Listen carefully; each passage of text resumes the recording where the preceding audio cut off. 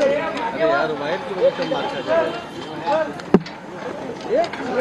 कुठलं गेट तुटलं रे गेट यार बोला काहीच नाही अजय यार साइड में रुकिए ना किधर फंस रहा है यार ये वायर नहीं हो पाएगा वायर से काम यार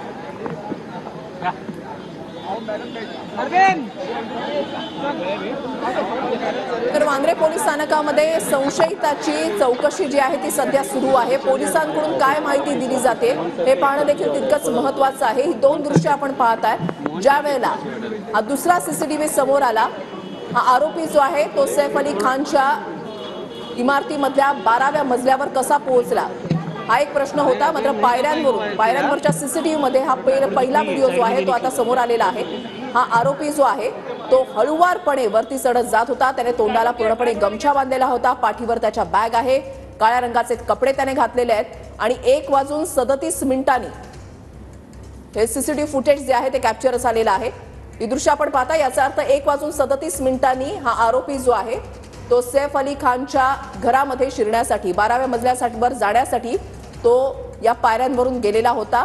आणि पहिला व्हिडिओ जो समोर आलेला होता त्यानुसार 2:33 तो व्हिडिओ होता। याचा अर्थ 50 ते 55 मिनिटं हा आरोपी जो आहे तो याच इमारतीमध्ये होता। पुन्हा एकदा जाऊयात, कृष्णा सोनरवाडकर आमचे प्रतिनिधी आमच्या सोबत आहेत।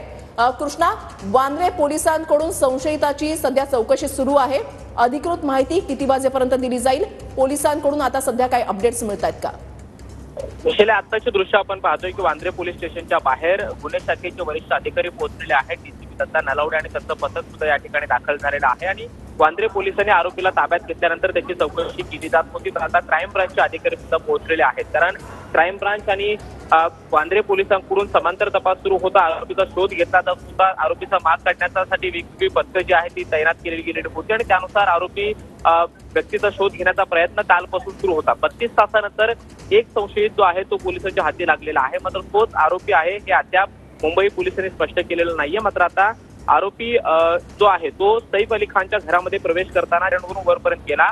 त्या पायऱ्यांवरची ही एक्सक्लुसिव्ह दृश्य जी आहेत ती आता हाती लागलेली आहेत। खरं तर पहिला व्हिडिओ समोर आला तो म्हणजे आरोपी या पायऱ्यावरून खाली उतरताना होता आणि त्या व्हिज्युअल्समध्ये 2:38 आसपास म्हणजे जवळपास 1 तासाभराचं अंतर या सगळ्या घटनाक्रमामध्ये होतं। 1:37 दरम्यान आरोपी हा तोंडावरती एक मास्क बांधून गमछा वापरून पूर्णपणे चेहरा झाकून हळूवारपणे वर जाताना पाहायला मिळतो आहे। मात्र आरोपी जेव्हा या सगळ्या घटनाक्रमानंतर आणि सैफ अली खानवरती केलेल्या हल्ल्यानंतर जेव्हा खाली वेगानं उतरताना पाहायला मिळतोय त्यावेळी त्याच्या चेहऱ्यावरती कुठल्याही पद्धतीचा गमछा नाहीये, शिवाय तो घाबरलेल्या अवस्थेमध्ये खाली उतरताना पाहायला मिळतो आहे। हे दोनच सीसीटीव्ही फुटेज पोलिसांसाठी महत्वाचा दुवा होते, कारण या एका सीसीटीव्ही मध्ये म्हणजे खाली उतरतानाचा जो सीसीटीव्ही आहे त्या सीसीटीव्ही मध्ये आरोपीचा चेहरा पूर्णपणे कॅप्चर झालेला होता आणि त्यातूनच पोलिसांनी आरोपीची ओळख पटवून शोध सुरू केलेला होता। मात्र आता आरोपी सैफ अली खानच्या घरामध्ये कधी आरोपीनं प्रवेश केला याची दृश्य आहेत ती समोर आलेली आहेत। 1:37 दरम्यान आरोपी 6व्या मजल्यावरून 12व्या मजल्यावरती जाताना पाहायला मिळतो आणि पायऱ्यांवरची ही दृश्य आपल्याला पाहायला मिळत आहे। त्यांना पूर्णपणे चेहरा स्वतःचा झाकलेला आहे आणि जवळपास तासाभरांच्या या सगळ्या घटनाक्रमानंतर आरोपी घाईघाईमध्ये याच पायऱ्यावरून खाली उतरताना 2:30च्या सुमारास पाहायला मिळतो आहे।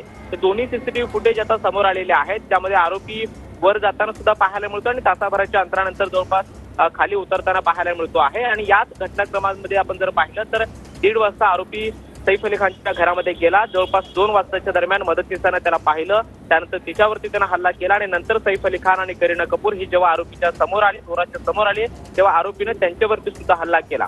सैफ अली खान वरती एकूण 6 वार आरोपीने केलेले होते, ज्यामधले 2 अत्यंत गंभीर आणि खोलवर होते। त्याची प्रकृती सध्या स्थिर असल्याची माहिती लीलावती रुग्णालयातील डॉक्टरांनी आताच काही वेळापूर्वी दिलेली आहे आणि त्याचा डिस्चार्ज सुद्धा लवकरच होऊ शकतो। मात्र हे दोन्ही सीसीटीव्ही फुटेज आपण पाहतोय।